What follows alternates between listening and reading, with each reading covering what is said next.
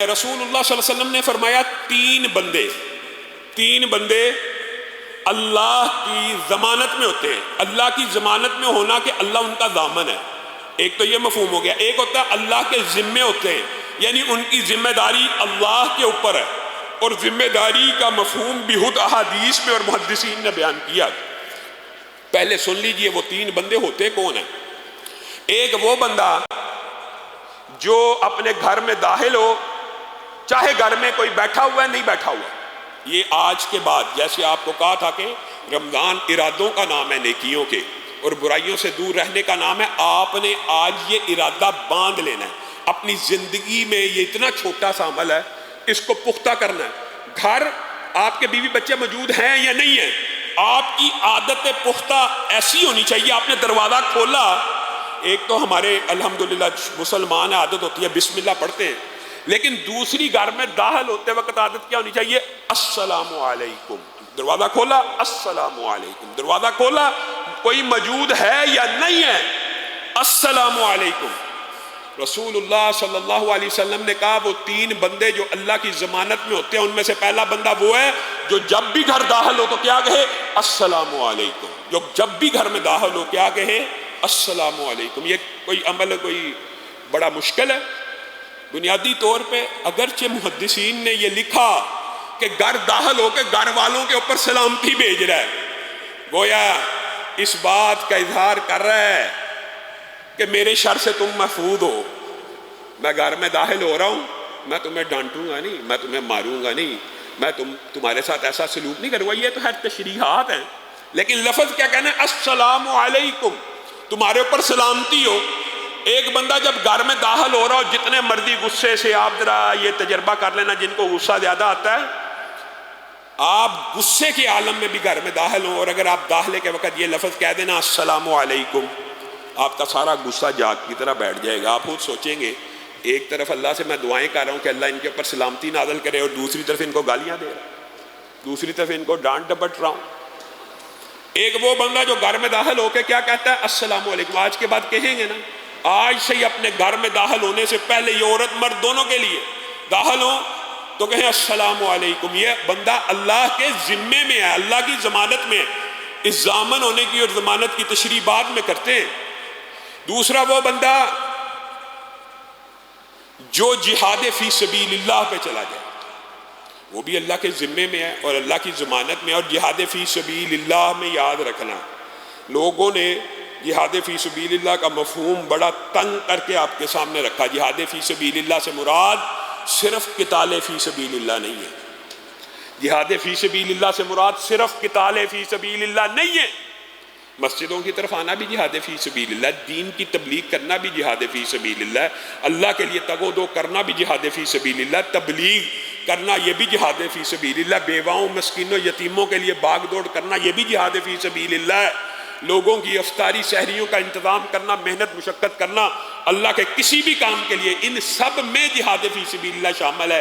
اور وہ گویا اس حدیث کا مفہوم یہ ہے کہ جو بھی بندہ دین کے رستے پہ چل رہا ہے، دین کے لیے تگ و دو کر رہا ہے، وہ اللہ کے ذمے میں ہے اور اللہ کی ضمانت میں ہے۔ اور تیسرا وہ بندہ جو وضو کر کے گھر سے نکلتا ہے کس طرف؟ مسجد کی طرف، وہ اللہ کے ذمے میں ہے، اللہ کی ضمانت میں ہے۔ اور ذمے اور ضمانت کے حوالے سے دو مختلف روایات اور محدثین کے اقوال ملتے ہیں۔ ایک تو ذمے اور ضمانت کا مطلب یہ ہوتا ہے عاش بخیر ومات بخیر، زندہ رہے گا جب تک تو اللہ تعالیٰ خیر خیریت سے زندہ رکھے گا۔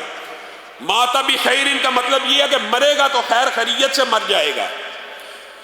اور دوسری روایت خود کے اندر یہ الفاظ موجود ہیں، ان عاشا روزی کا وقوفیہ، جب تک زندہ رہے گا اللہ کے ذمے ہے اس کی روزی روٹی، اور اللہ کے ذمے ہے اس کے معاملات کو کفایت کر جانا۔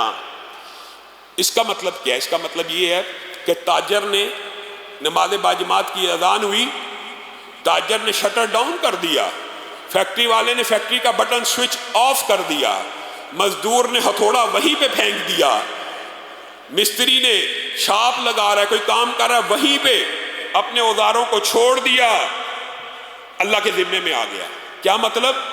اگر زندہ رہے گا تو اس کا رزق اللہ کے ذمے میں ہے. تیرے ذہن میں یہ خیال نہیں آنا چاہیے کہ دکان بند ہو رہی ہے، شٹر بند ہو رہا ہے، کام بند ہو رہا ہے تو رزق کی تنگی آ جائے گی. نہیں، وہ بندہ فوری اللہ کے ذمے میں داخل ہو گیا. اللہ اس کا ضامن بن گیا کہ جو رزق تو محنت اور مشقت کر کے کما رہا تھا، اگر یہ نیکی کا کام کرے گا بغیر محنت اور مشقت، اس رزق کا ذمہ اللہ کے ہاں ہے، اللہ دے گا.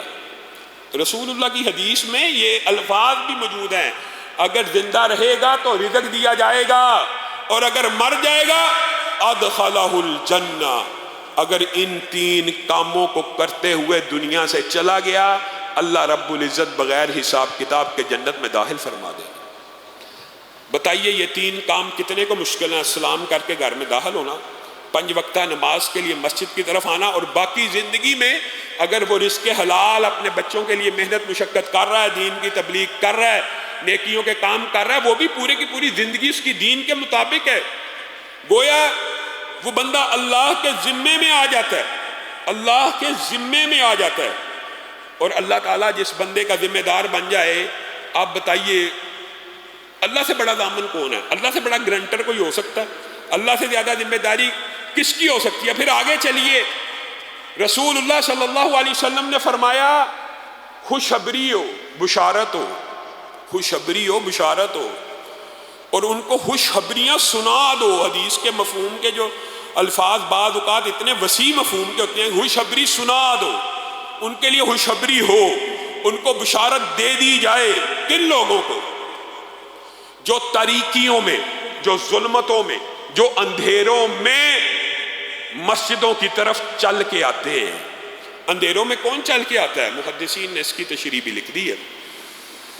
بعض محدثین کے ہاں مغرب کی نماز بھی اندھیرے کی نماز ہے، لیکن حقیقت میں عشاء اور فجر کی نمازیں جو منافقوں کے اوپر بڑی بھاری ہوتی ہے، یہ اندھیروں کی نمازیں.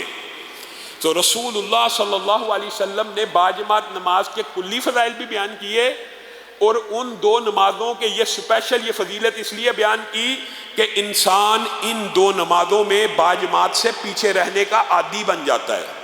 ایمان میں کمی کی وجہ سے، اپنے خامخواہ فاسد باطل خیالات کی وجہ سے، فاصل باطل مصروفیات کی تشریحات کرتے ہوئے، عذر غیر شرعی پیش کرتے ہوئے جن 2 نمازوں کو چھوڑا جاتا ہے وہ کون کون سی ہوتی ہیں؟ ایک عشاء اور ایک فجر. عصر کی نماز بھی کاروباری مصروفیت کی وجہ سے چھوڑی جاتی ہے، لیکن جو زیادہ نمازیں ایمان کی کمی کی وجہ سے چھوٹتی ہیں وہ عشاء اور فجر کی ہوتی ہیں. کہ انسان، اور بلکہ رسول اللہ صلی اللہ علیہ وسلم کے دور میں جو شخص عشاء میں اور فجر میں غیر حاضر ہوا کرتا تھا، اس کے بارے میں صحابہ کہہ دیتے تھے اس کے دل میں نفاق ہے، یہ بندہ منافق ہو گیا. اور یہ نمازیں مومنوں کے لیے آسان اور منافقوں کے لیے بھاری ہیں. مومن کے لیے تو اس لیے آسان ہوتی ہیں کہ وہ تو بیچارہ بستر کے اوپر بھی کروٹیں لے رہا ہوتا ہے کہ کس ٹائم فجر کا وقت ہو، میں فوری فرض ادا کر کے اپنی نیند باقی ماندہ پوری کروں. تو رسول اللہ صلی اللہ علیہ وسلم نے یہ نہیں کہا، بلکہ اس حدیث کے جو الفاظ ہیں اگر آپ ان کے اوپر غور کریں عربی میں، تو حدیث کے الفاظ یہ ہیں کہ ان کالی راتوں کی یا ان اندھیروں کی نمازوں کی طرف چل کے آنے والوں کو کل قیامت کے دن مکمل نور کی بشارت ہو. مکمل نور کی بشارت، نور تام کا ذکر ہے، مکمل نور کی بشارت ہو. نورہم یسعی بین ایدیہم و بایمانہم. کیا کہیں گے؟ ربنا اتمم لنا نورنا. کل قیامت کے دن ہر بندہ اپنے ہی نور کی روشنی میں چل رہا ہوگا. سورج کو تو گرہن لگا ہوگا، روشنی کا کوئی انتظام نہیں ہوگا. سورج سوا نیزے کے اوپر آگے بھی سیاہ طریق ہوگا، گرمی اور حدت تو موجود ہوگی، روشنی ہر بندہ اپنی لے کے جائے گا. حدیث کے یہ بڑی لمبی چوڑی احادیث ہیں، یہ ایک لمبا موضوع ہے کہ ہر بندہ اپنے اعمال کے مطابق نور لے کے چل رہا ہوگا. بعض کا نور نورہم یسعی بین ایدیہم و بایمانہم، بعض کا نور تو ایسا ہوگا کہ اس کی روشنی میں بڑے وقار اور اطمینان سے چل رہے ہوں گے، جیسے یہ پورا علاقہ ہی روشن ہے، انسان چل رہا ہے.